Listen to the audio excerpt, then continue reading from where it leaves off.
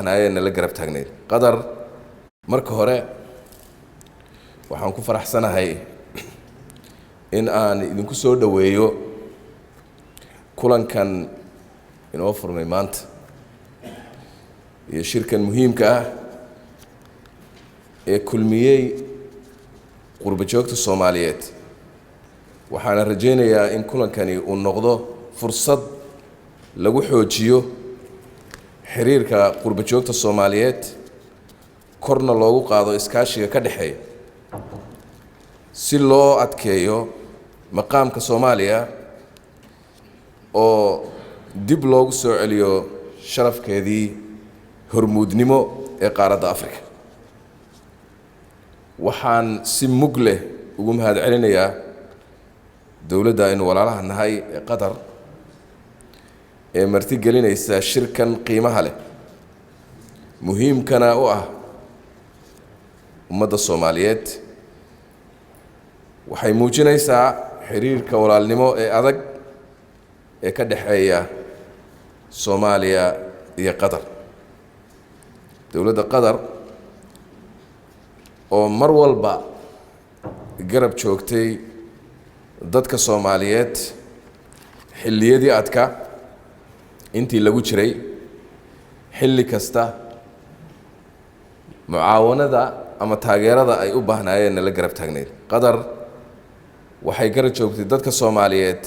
mucaawino kasta ay la garab taagneed waxayna ku dadaashay inay midayso xilliyadii adkaa isuna soo dhaweyso dhinacyadii kala duwanaa ama kala aragtida duwanaa ee isku hayay dalka Soomaaliya mudanayaal iyo marweyn walaalayaal shirkan waa inuu ka turjumaa ujeedooyinka iyo yoolalka dadka Soomaaliyeed oo doonaya horumar iyo barwaaqo kulankan waxaan doonaynaa in aad ka wada hadashaan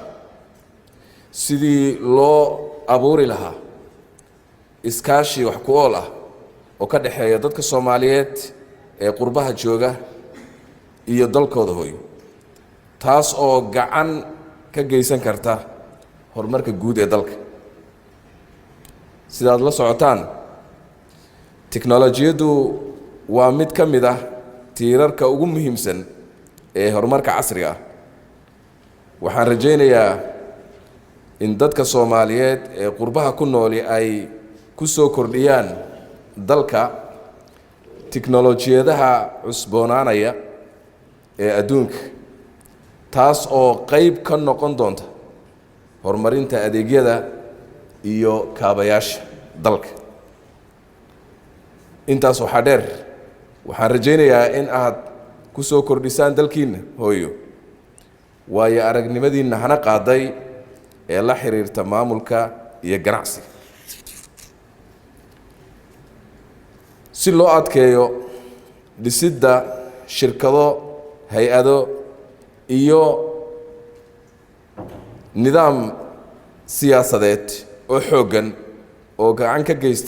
ka geysan kara horumarka dalka xiriirka ganacsi ee adag waa mid ka mid ah hababka ugu muhiimsan ee lagu gaari karo korinta dhaqaale waxaan idinku boorinayaa inaad midaysaan iskaashiyo istiraatiijiyadeed oo faa'iido u leh dhammaan dhinacyada kala duwan ee nolosha gaar ahaan waxbarashada caafimaadka caymiska iyo maalgelinta si loo kobciyo awoodaha dhaqaale ee dalka waxaan rajaynayaa inaad gacan ka geysataan sidoo kale sidii loo furi lahaa suuqyo cusub oo loogu talagalay ama loo diyaariyay badeecadaheenna iyo in la xoojiyo awoodeenna dhoofineed walaalayaal adeegga waara ama adeegsiga waara ee khayraadkeenna dabiiciga waa muhiim si loo gaaro horumar waara. waxaan rajaynayaa in aad ka qayb qaadataan sidii loo horumarin lahaa kaabayaasha tamarta, gaar ahaan tamarta la cusboonaysiin karo. taas waxay sii dheer waxaan u baahannahay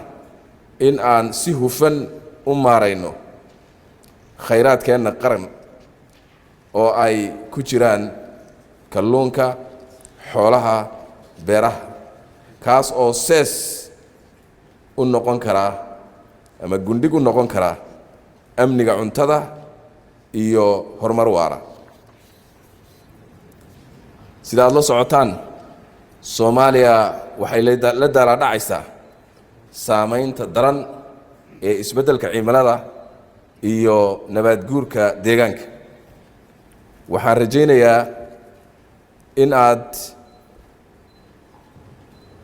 rajaynayaa in aad dalka ku soo kordhin doontaan khibraddiinna si loo ilaaliyo deegaanka loolana dagaalamo isbeddelka cimilada,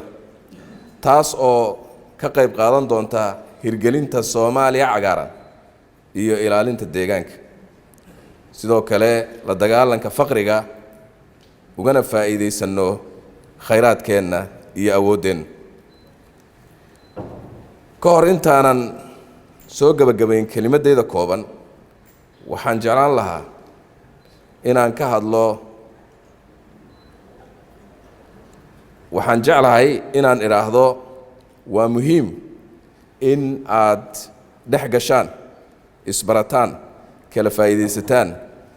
dadka aan walaalaha nahay ee aad martida u tihiin, ayada oo mar walba maanka lagu hayo in la muujiyo sharafta, dhaqanka wanaagsan